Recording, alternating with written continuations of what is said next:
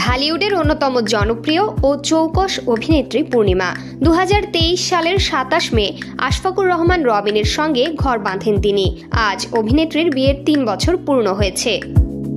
তৃতীয় বিবাহ বার্ষিকীতে সামাজিক যোগাযোগ মাধ্যমে দেওয়া এক পোস্টে নিজের অনুভূতি প্রকাশ করেছেন পূর্ণিমার স্বামী আশফাকুর রহমান রবিন, যেখানে পূর্ণিমার সঙ্গে একগুচ্ছ ছবি শেয়ার করে বৈবাহিক জীবনের 3 বছর পূর্ণ হওয়ার বিষয়টি উল্লেখ করেছেন। তিনি লিখেছেন, আলহামদুলিল্লাহ, আজ আমাদের বৈবাহিক জীবনের 3 বছর পূর্ণ হলো, যা ছিল ভালোবাসা, ধৈর্য আর অগণিত স্মৃতির এক অসাধারণ যাত্রা।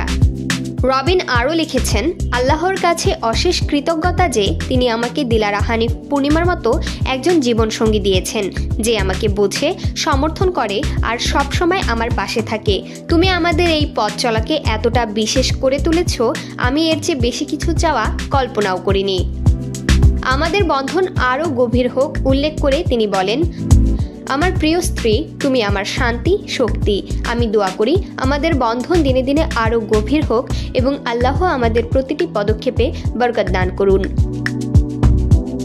পূর্ণিমা 2007 সালের 4 নভেম্বর পারিবারিকভাবে আহমেদ জামাল ফাহাদকে বিয়ে করেছিলেন। 2014 সালের 13 এপ্রিল তিনি প্রথম কন্যা সন্তানের মা হন। তার মেয়ের নাম আশরিয়া উমাইজা। তবে 2022 সালে এসে নিজের বিচ্ছেদের খবর প্রকাশ করেন এই অভিনেত্রী।